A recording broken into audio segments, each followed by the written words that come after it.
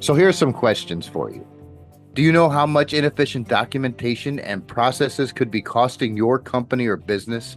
How much they impact your customers and frustrate your support team and staff?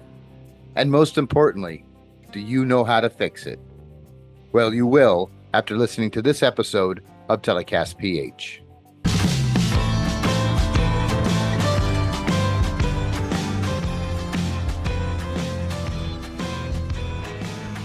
Hello, all, and welcome along to another episode of Telecast PH. I'm your host, Jeff Thompson, Director of Client Solutions here at Telework PH. And today we're kicking off our new series where we dive deep into the art of scaling and managing support teams and explore the challenges and opportunities of building efficient customer-centric support. I got some great guests lined up over the next few months, experts in the field of customer support, plus some insights and questions from listeners that have come through my email. Now, to kick this series off, I had a conversation with Pam Connors, a process optimization expert with a knack, or a special gift, I might say, for documentation, automating, and finding leaks in processes.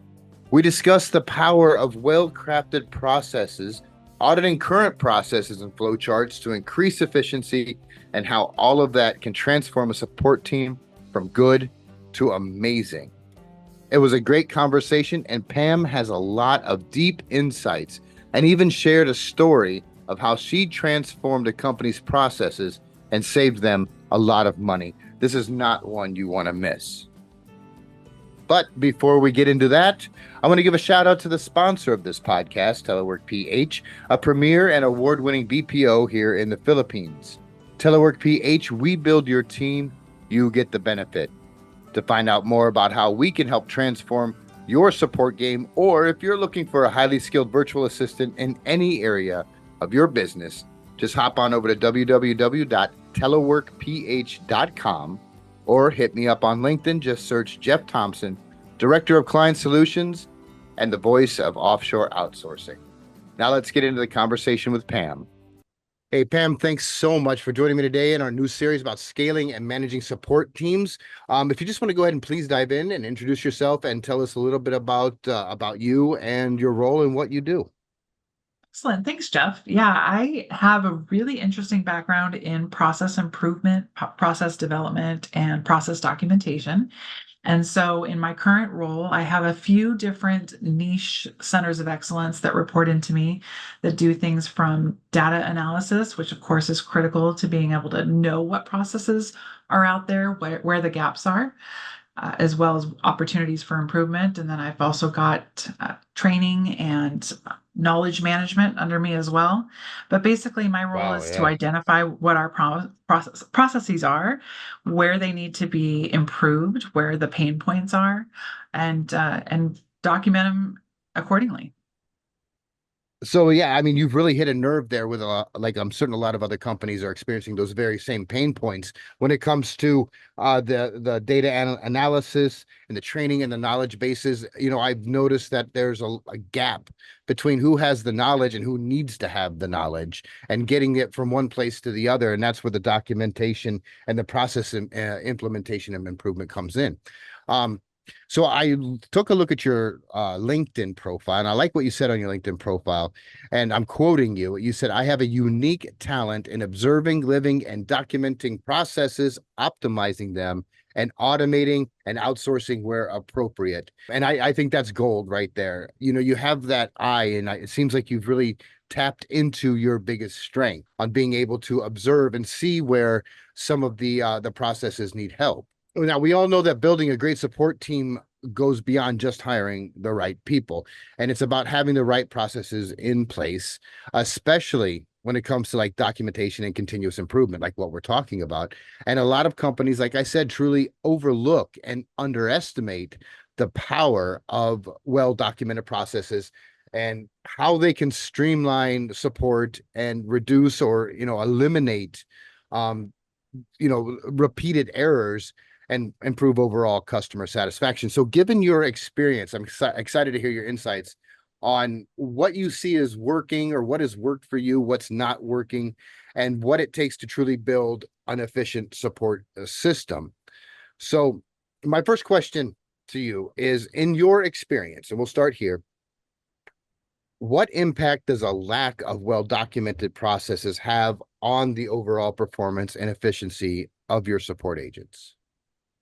That's a great question, Jeff. And it really goes a lot of different ways. So I'm just going to try to take this in chunks, which is really uh, the best way to handle process documentation as well. So one of the things that, happy, satisfied, and successful employees who feel empowered to really do their best and shine at their strengths and really bring the most to the company, one of the things they need is to be able to feel like they're important and feel like they're valued. And in the past, coming from a mindset of just not having a lot of opportunity, or that I need to own this piece of the world, right? In the fancy lingo, they call it the scarcity mindset. A lot of times Right. employees like to hold on to processes and specific things they do with kind of an iron fist, right? They don't really want to let Yes. go. They want to share the keys to the kingdom.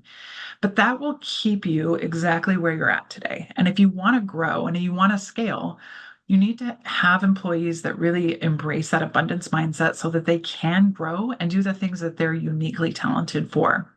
And so, really helping employees understand that if you want to grow, if you want to become more, if you want to do more, you have to let go of some of these things that aren't so great, aren't maybe the highlight of your day, and really aren't why you get up in the morning. And so, for companies that choose to overlook the necessity of process documentation and continuous improvement in general, they're going to be stuck with whatever got them here, right? And lots of famous people will tell you that whatever got you here won't get you there. Right. And so if you don't document Yes. it and you aren't prepared to grow and do the next cool thing or the next biggest thing, you can't move on. And so by failing to document what you're doing today, you can't identify where those gaps are to make things better. And you also can't embrace the next thing because you just don't have the bandwidth. And so what you end up doing is just throwing more personnel and more resources at a problem when really you could fix the problem that you have up front and leverage the great talent that you have in house. So I really think that's a big area where people feel like process documentation and process improvement is like such a huge overwhelming task that just is just so monumental and such a big undertaking.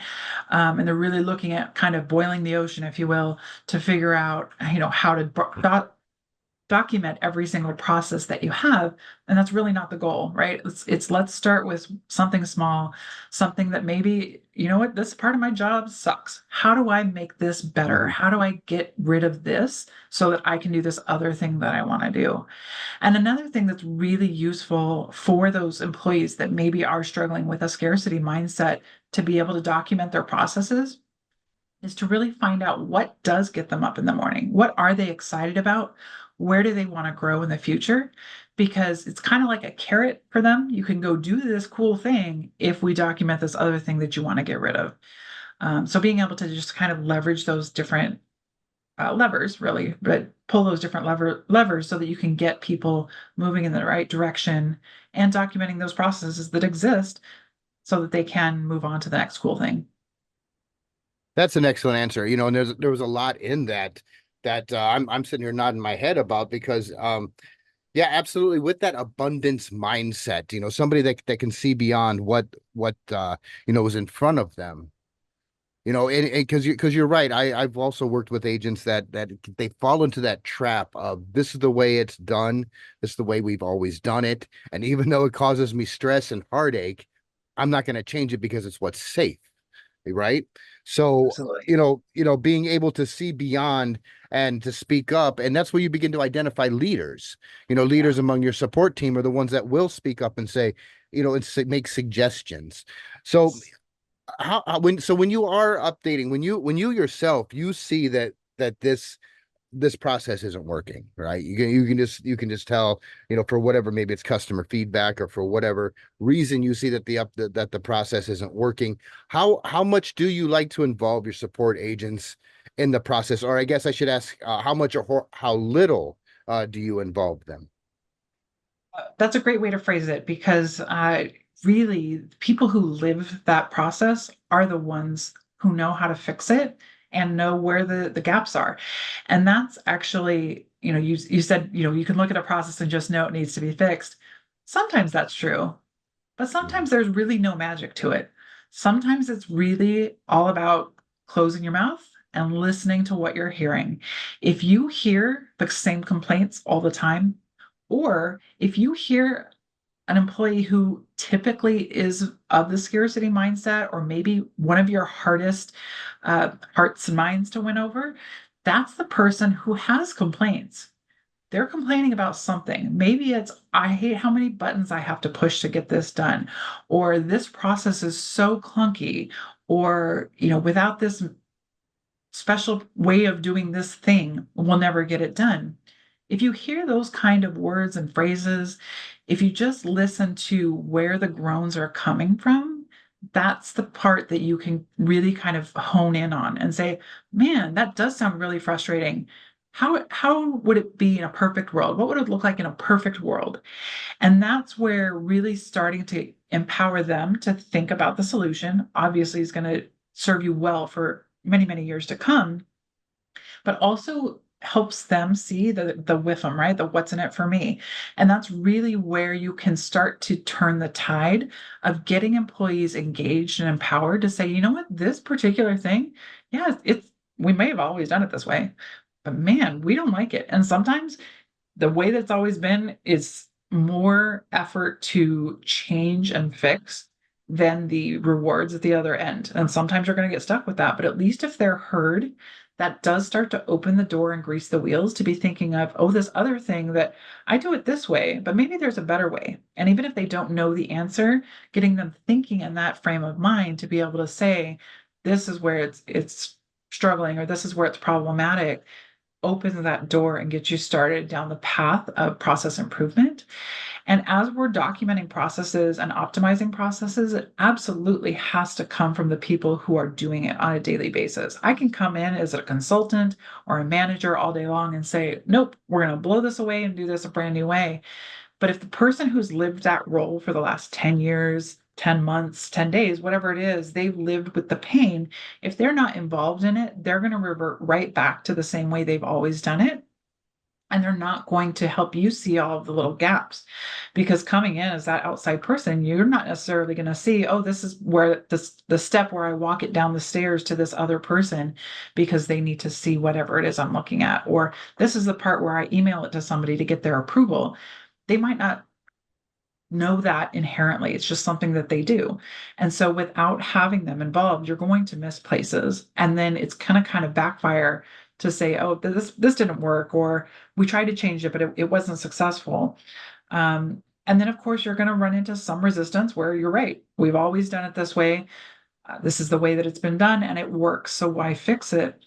And that's where getting that employee buy-in and employee engagement early on really helps you to say, well, show me the other things you want to do, or show me the areas you want to grow into so that we can, you know, unload this difficult task or project or process so that we can move you into something that's going to be good for you as well as good for the company. Yeah, that's an excellent answer, and I like what you said, about empowering the employees and giving them a voice. Get, letting them know that that they are heard, even if you're not going to do it that way. Some, Sure. not every process is a great idea, but at least having that platform, or the ability to open that door and say, hey Pam, listen, I noticed this was going on. I feel this way. Maybe not the whole team feels this way, and blah blah blah blah. And at least they know that somebody's listening, and they'll get the feedback on perhaps why we decided not to change this process, or that we decided to tweak it and go this way. And I think that really adds to the longevity as well of the support agent and their morale, and they're going to be giving better support, not just because of the improvement of the process, but also because they feel more valued and more, Absolutely. a bigger part of the company. Would you be able to share an example of maybe a recent process improvement initiative that had a significant impact on your team's performance? Absolutely. I have a really fun story that is just for me, embodies everything about process improvement and the capabilities and the potential successes. So this is a bit of a long story, so stay with me here. But No, go for it. basically, I joined a company where they had a very complex process, but that process was really the backbone of the company. The whole business really relied on this one particular process. And I was actually brought on to make kind of a database or a workflow kind of tool for them to track all of the projects that were part of this process as they were going on, right? Because it's a process that repeats multiple times a day, every day. So how do we know which projects are running, which are on track, where they're at in the process, that sort of thing? And I sat with the person who primarily kicked off this process.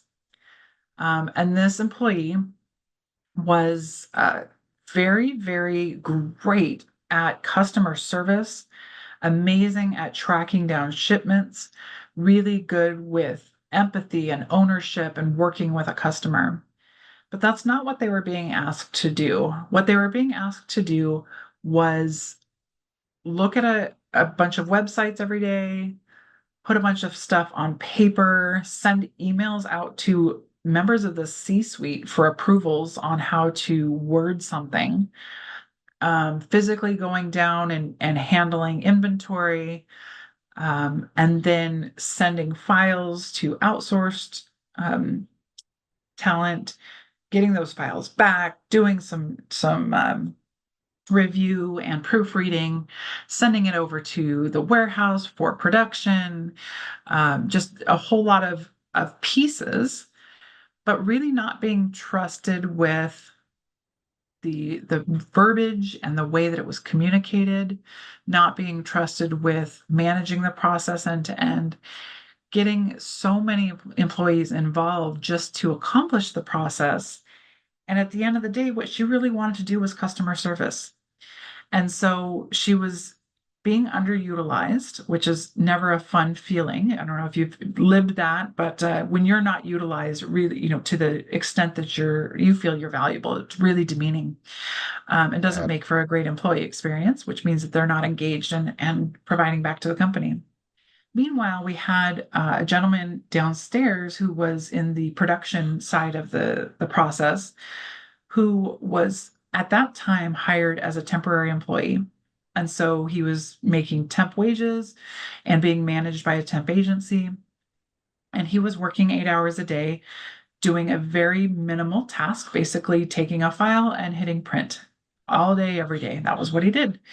And then Wow. additionally, he would work a second 8 hour job at a convenience store so that he could send any money that he made home to his family in the Philippines.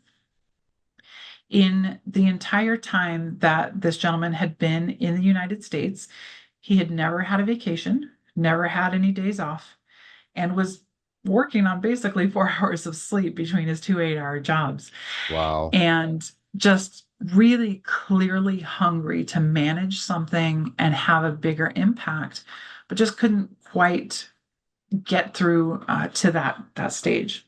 So I was brought on. They said, build this. I said, I'm pretty sure something like that is built, but let's look and see what this process looks like. And I started with that employee who was, being tasked with these manual tasks and submissions and components that was not well documented. If she wanted to take a vacation or some time off or be with her family, she had aging parents, being with her family, she couldn't do that because nobody else could do her job, and basically production of the entire company would come to a halt. And so what you had there was a lot of points of failure. You had a lot of what we call institutional knowledge, right? Where it was like this one person knows how to do this job. And it was not working well. As part of this process analysis and process documentation, I found that the actual end result, the end product, had an error rate in the 70 percentile, which is really high. You should never have a product that's wrong 70 plus percent of the time. And we had anywhere from 10 to 12 days turnaround for each process. It's a pretty long process that has to happen Wow. 4 or 5 times a day, every day. And so, there was just not a lot of good success story coming out of that. But by sitting and working end to end, which I'll circle back to in a bit, help me remember to come back to that. But really working that process end to end, I was able to not only document the process, but set up a lot of great guidelines around if this, then that kind of logic, right? If you get this kind of a request, it's this. And if it's that, you do this. And really help document that end to end, put in some automations and automatically trigger out emails to certain people and tasks to other people. We're able to take some of the technological pieces and outsource it to outsource companies that could run the data entry type aspects on a regular basis because it was just Hmm. so well documented. It was somebody sitting and pressing the right buttons in the right order through the process. And we were able to not only document the process fully, get it documented end to end, such that the employee that was originally tasked with this role could actually be freed up to do the customer service aspect of it, where she could take the calls and answer the questions and track down the shipments and issue refunds, which were all the things she wanted to do. So her quality of life improved 100 times. But then that Excellent. employee that was also just doing that, that 8-hour temp job and then his 8-hour convenience store job, because the process was so well documented, he was able to become the process owner. He wasn't the one making the end product. He wasn't the one doing the technological pieces. He wasn't even the one that was doing the manual reviews. But what he was able to do was own the process. And because it's so well documented, he was actually able to step up into this role to manage this most important process of the business.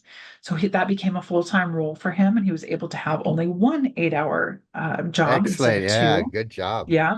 He was able to take vacations. He was actually able to take several weeks at a time to go visit his wife and family in the Philippines. And anyone else could sit in that role to take over for him to run it while he was gone. So we were able to increase his life and his family's quality of life again 100 times over. And if that wasn't enough, we were also able to drop the error rate from 70% on average down to 3%, which of Wow. course, yeah, minimizes the need for rework and repetitive work and all of that waste. And then we were also able to shrink the time to process, sometimes down to as little as 4 hours instead of 10 to 12 days. And so, at the productivity end, just the raw numbers, that was a savings of over $1 million a year for this business, which was dramatic.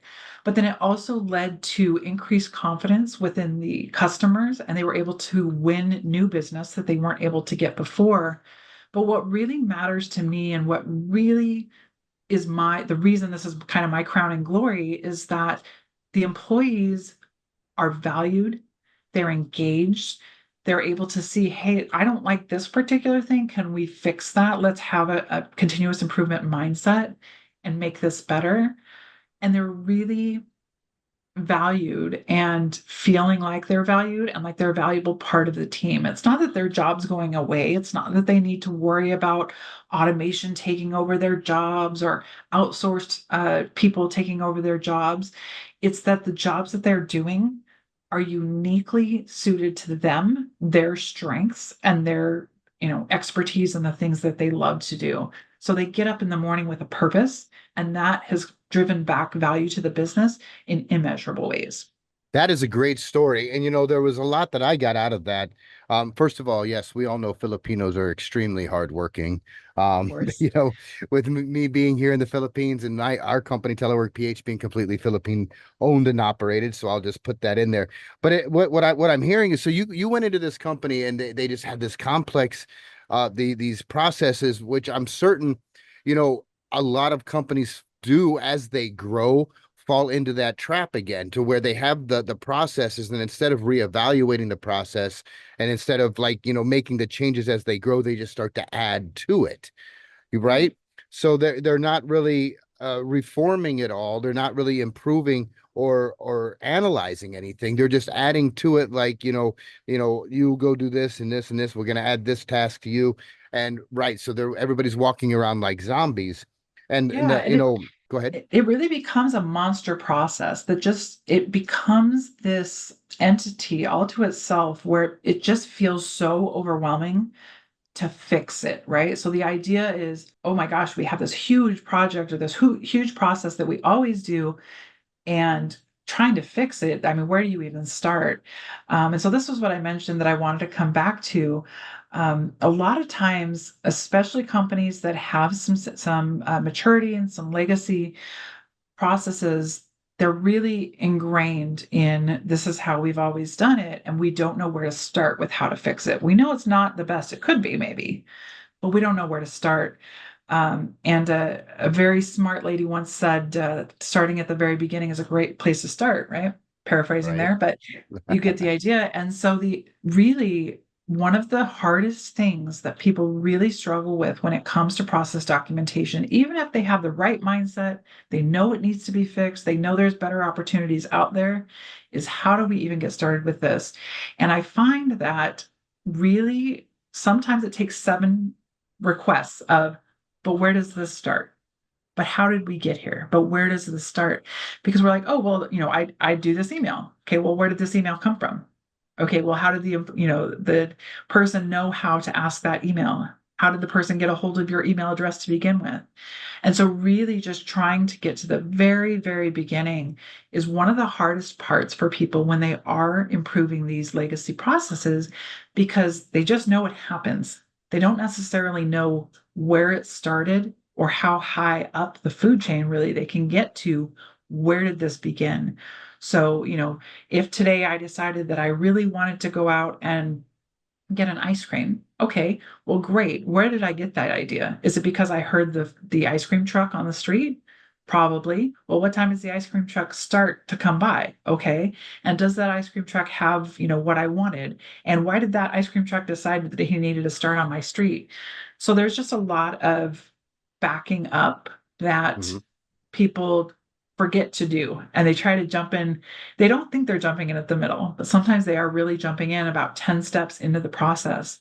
And so really starting at that very beginning is so crucial. And I would say that that's once you've gotten over the hurdles of the scarcity mindset and the I don't know where to start, or we've always done it this way, once you kind of get through that mindset, getting to the very beginning is the biggest area of failure that I find people don't engage process improvement correctly. Right. Everybody can come along and say something about, where the bottleneck is or where they think the bottleneck might be, or the end result isn't ideal. It's not what we want. Great. But how, yeah, exactly. You start to peel away those layers of the onion, create a flow chart and try to just keep going. I like how you put it, like the ice cream. You're going back. Where did I get the idea? Where did the ice cream come from? Who drives the truck? You know what I'm saying? You just keep going, taking that flow chart back to that starting point, and then you come up with what I'm hearing is that that company also had lacked business continuity. If one person had all the knowledge and there Right. was no process to where, if this person is sick or needs to take a vacation, somebody should be able to just step right into that role, even temporarily while that person's gone, be able to look at the process and say, okay, I need to do this, and this, right? And, Absolutely. And that can be another lever to really help employees get that abundance mindset because it's like, do you want to be able to take a vacation? Do you like to be able to be home with your kids on, the first day of school? Or, what if you win the lottery tomorrow? Those kinds of conversations, to really minimize your single point of failure. Any smart investor would not have all of their stock in one particular stock, and you wouldn't have all of your eggs in one basket, is another phrase we all like to use. And so, with the same mindset, you wouldn't have all of your processes or all of this important work tied to one person. You can't have a single point of failure if you want to have a business that is scalable and sustainable. Oh, exactly. And that's why ISO is so valued, I think.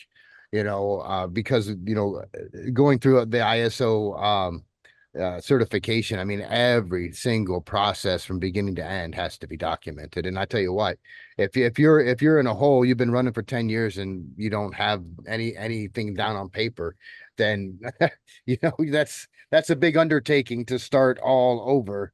Kind of like what you said. Well, that is a great story, and it really is. Like you said, your crowning achievement of being able to turn all that around and saving the company so much. I'm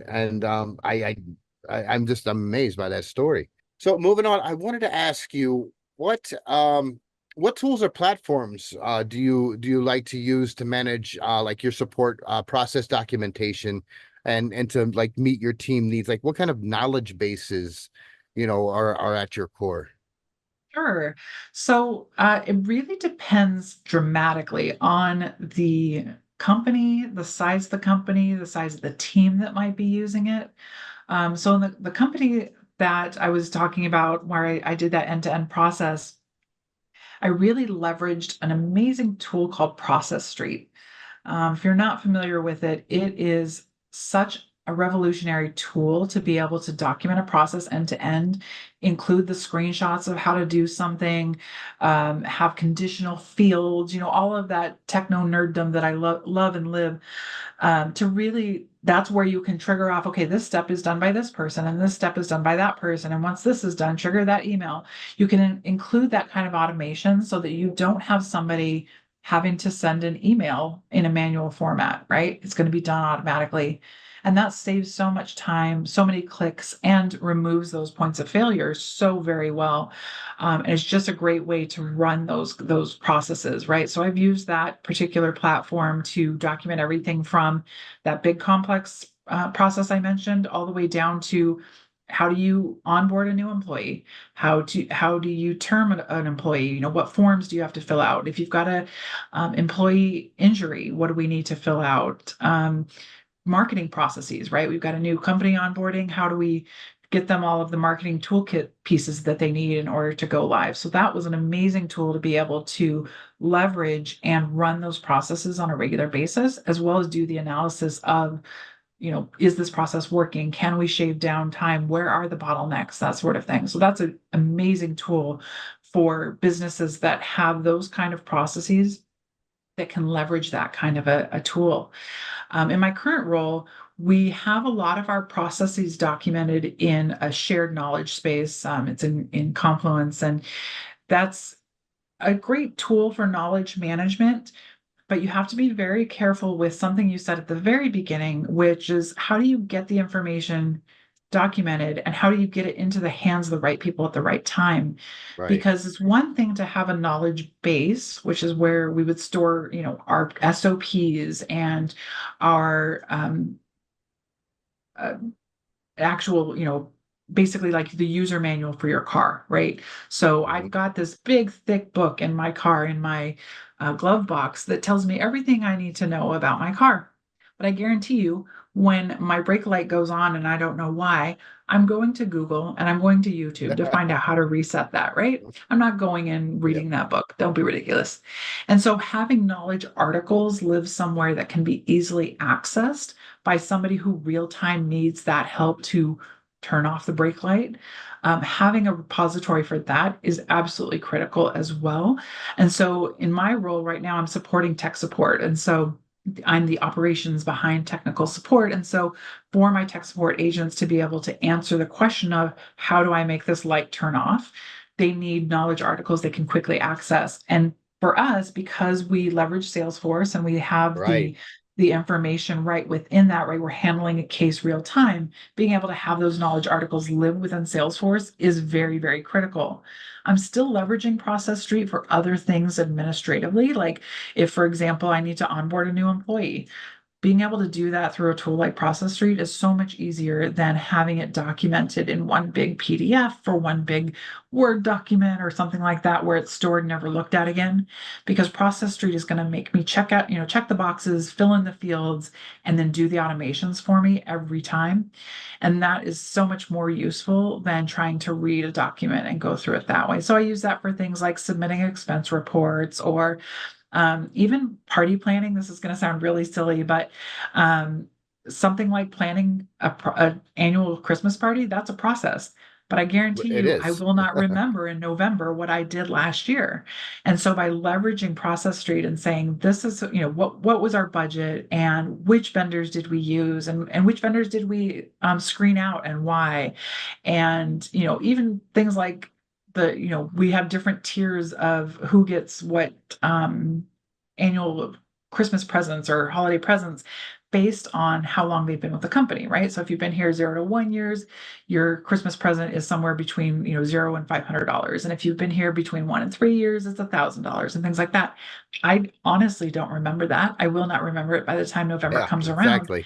But if I've got it documented in Process Street, it will remind me. And of course, I can make those changes if this year, we've got inflation and we're changing the dollar amounts, fine. But to be able to look at how we did it last year and have all of that documented through the Process Street process that we ran last year is a huge win and really helps with that, again, institutional memory. But even within my own memory, I do not have a great memory of one thing to the next, especially 1 year to the next. So being able to have that thing, especially for processes that you don't run on a regular basis, is just as valuable as those processes that you run multiple times a day. Exactly. And I'm glad that you brought that up about Salesforce because what I think a lot of businesses need to understand as well is that there are two sides to that. There's the internal and the external. The internal Right. processes like here at Telework PH, we use ClickUp for all of Sure. our internal processes. That's where we store everything. And it's like if I need new agents, there's a whole entire process for that inside ClickUp, and I just go in, fill out the form, boom. It's very, very simple. Yep. But when it comes to our support teams, of course, we have several different support teams working for several different, clients all over the world globally, and they all have their different CRMs. But inside those CRMs are their support processes. Right. So yeah, it is amazing, or it is. I shouldn't say amazing.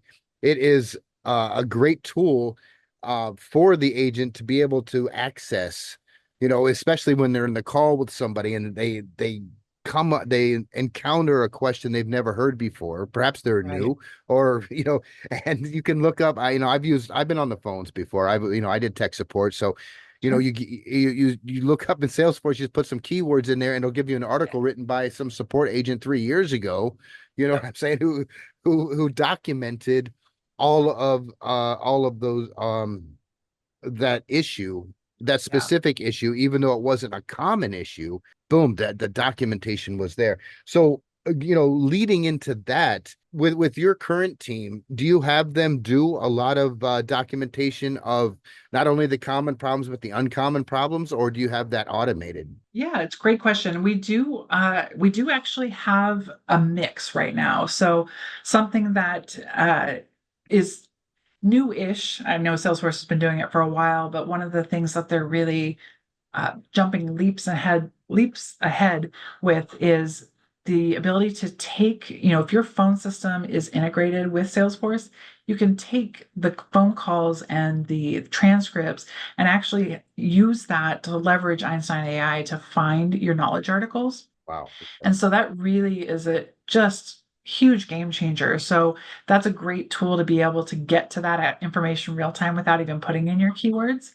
But we're also now leveraging a methodology called KCS, or knowledge centered service, where if the article doesn't come up right away or the article isn't found with the requester's keywords, we are having the agents real time actually take their notes in a knowledge article created right within Salesforce so that it's captured right away. So if, for example, today, all of a sudden we start getting a call that we're out of Rocky Road ice cream, right? That might not have been documented before because it wasn't ever a problem before.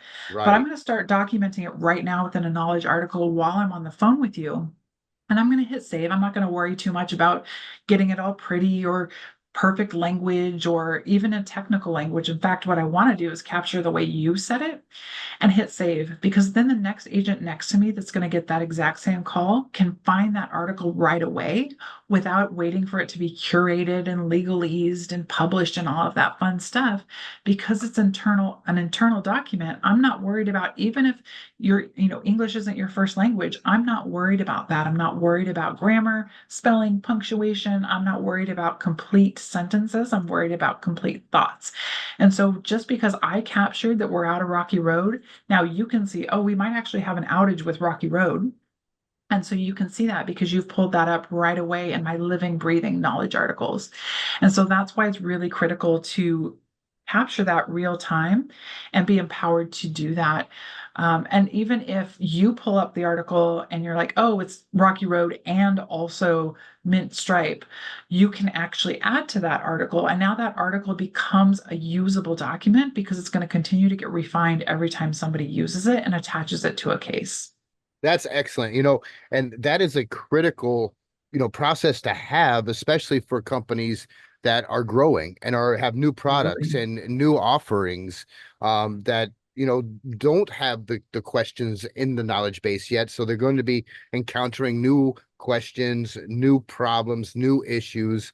So, being able to capture that, and even though it might take a little extra time in the first few calls to find the solution, Yeah.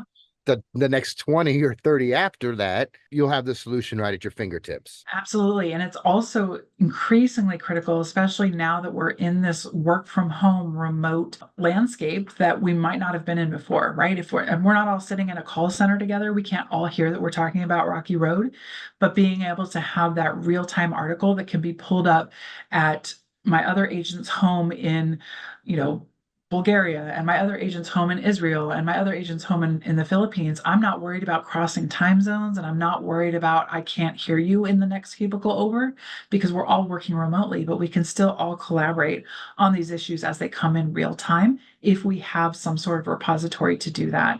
But again, really focusing on the difference of you do need your processes, your internal processes, and you need those documented somewhere, whether it's in a Word type format within a Confluence type space, or it's in an actual living, breathing process in a process street, being able to have that information for the internal processes, very, very different than supporting the agents who real time need that information to be able to help the customer now.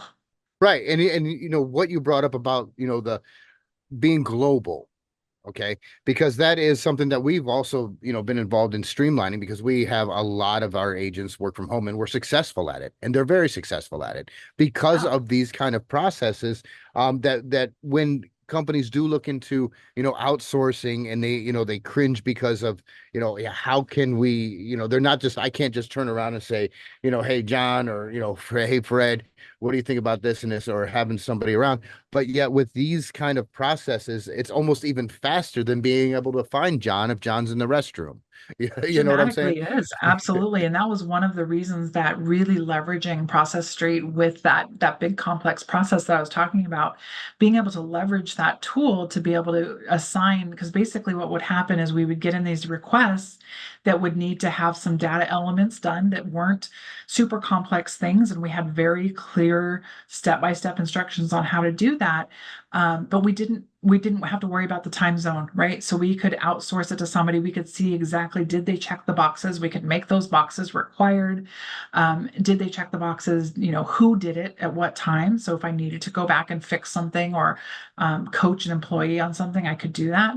But being able to get that done overnight in San Diego time while it was getting done, as quickly as I assigned it, in the Philippines or in Israel or wherever, really sped up that productivity so much. And that was part of the reason of being able to go from 10 to 12 days down to sometimes just hours. That's awesome. And what I really like about that is it also takes the pressure off the leadership, because leadership then can be able to tackle more complex issues when you have those processes for, I'm not going to say the simpler, but all of the other processes that might have taken up a lot of the leaderships, like the team leaders, taking up their time to walk people through step by step. It's all right there. So they don't need to be physically present, Right, but they still get the insight and visibility to know that it's been done, right? They have the reassurance. And I think that was one of the biggest um, learnings of that particular process was, we had so many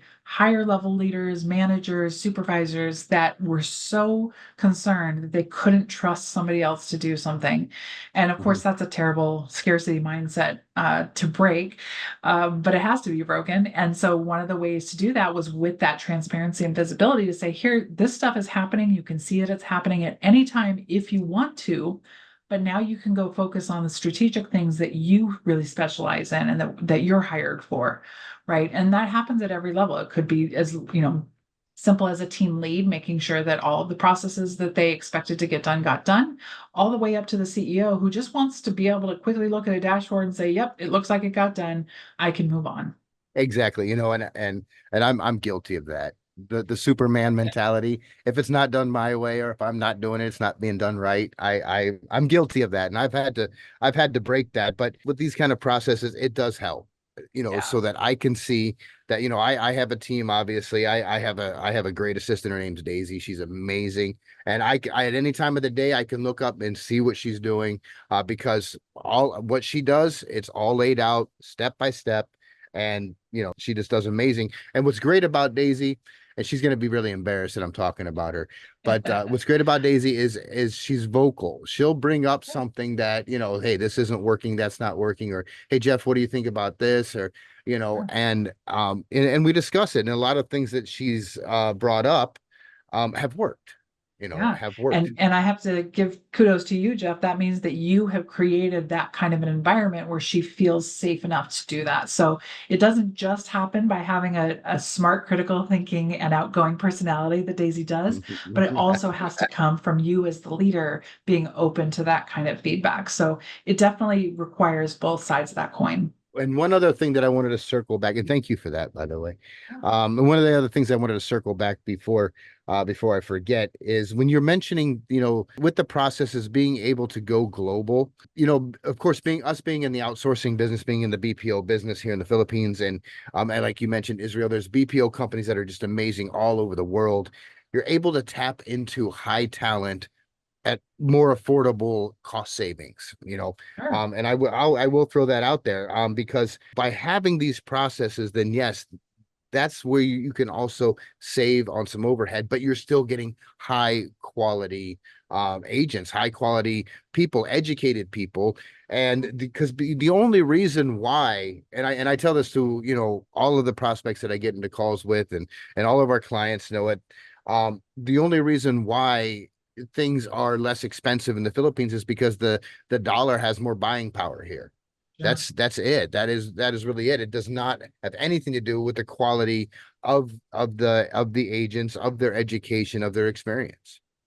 Absolutely. So And I think that one of the things that's constantly overlooked, and this is whether you're using a BPO or you're using a specific set of talent in-house, um, everybody's got specialties, right?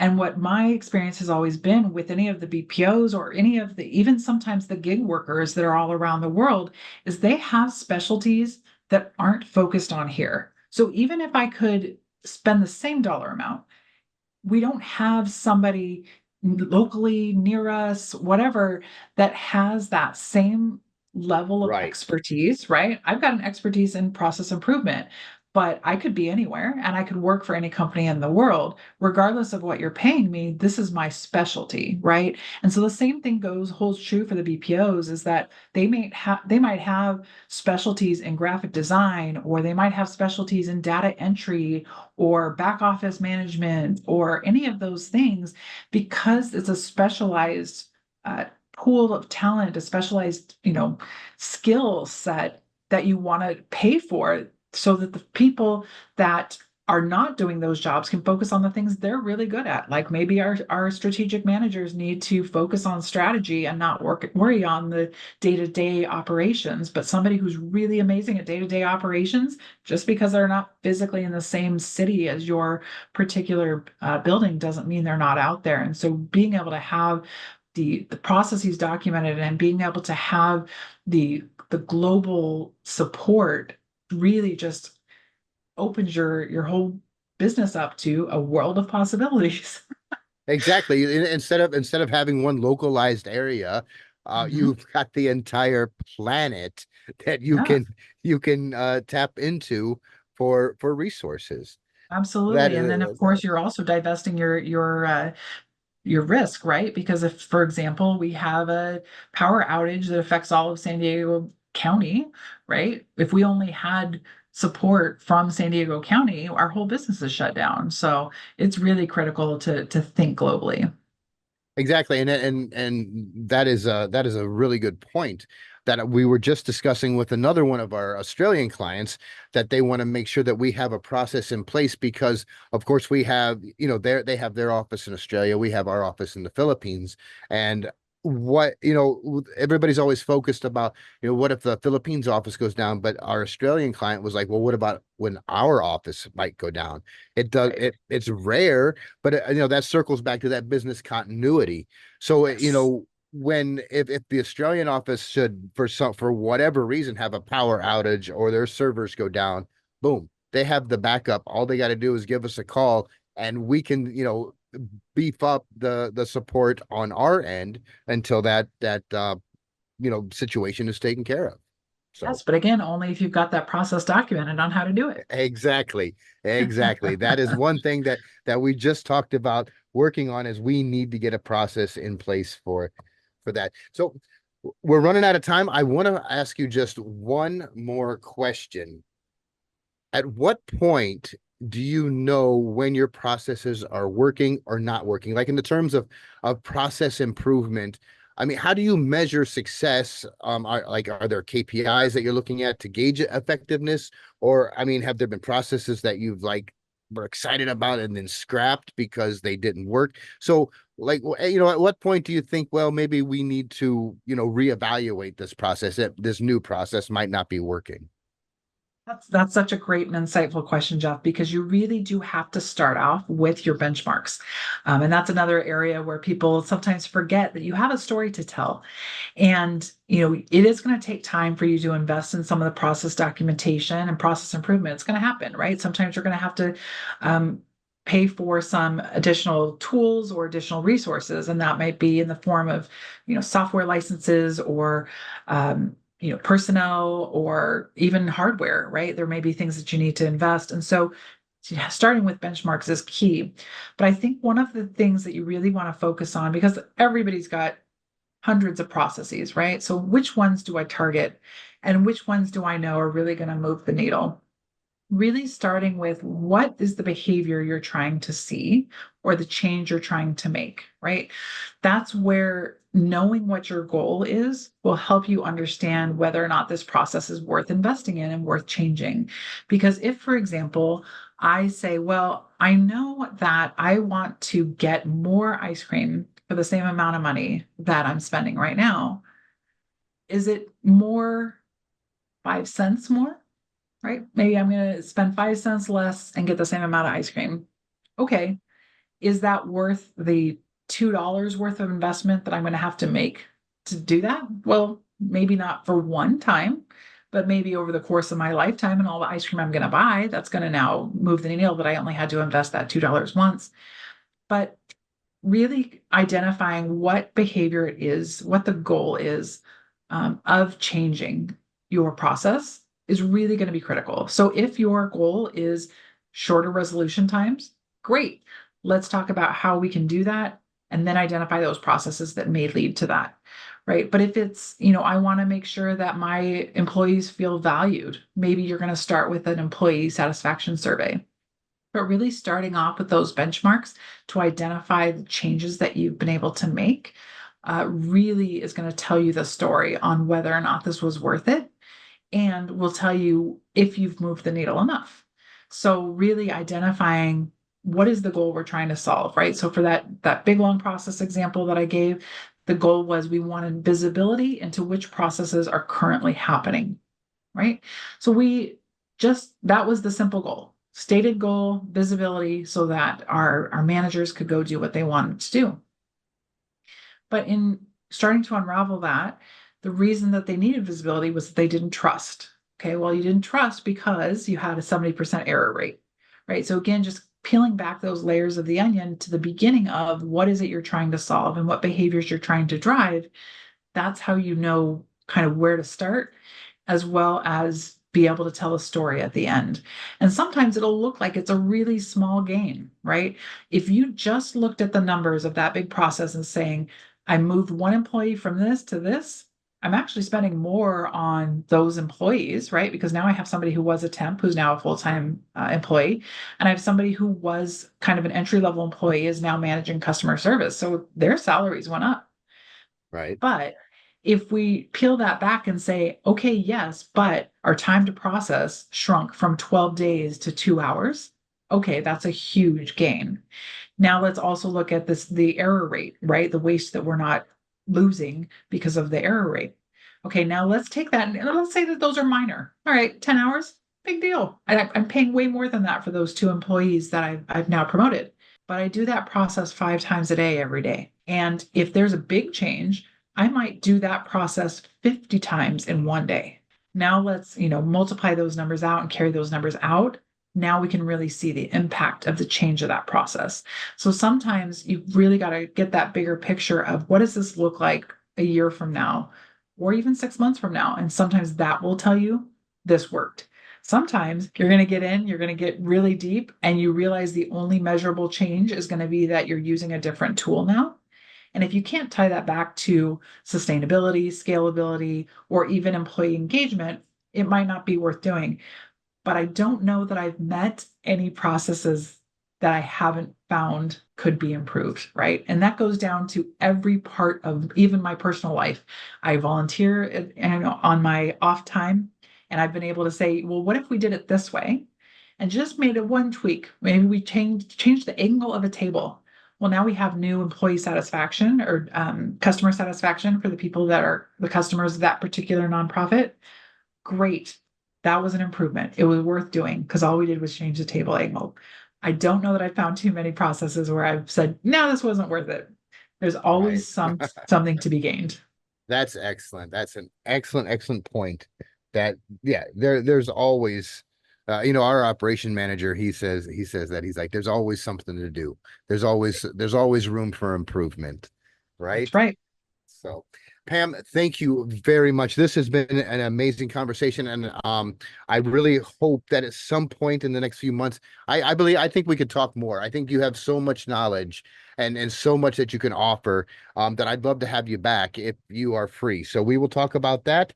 If there's any last words that you want to give our listeners, you can feel free. Otherwise, we'll wrap it up.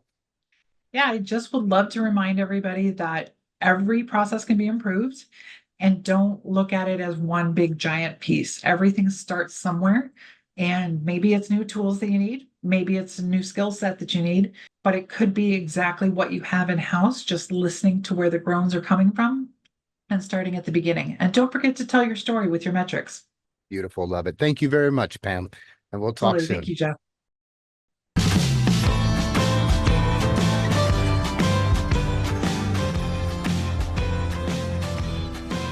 And that's going to wrap it up for this edition of Telecast PH. Thank you so much for listening. I've been Jeff Thompson, and if you're ready to explore what offshore outsourcing can do for you with a remote team or a virtual assistant for your business, check us out at www.teleworkph.com or connect with me on LinkedIn. And until then, may the force be with you.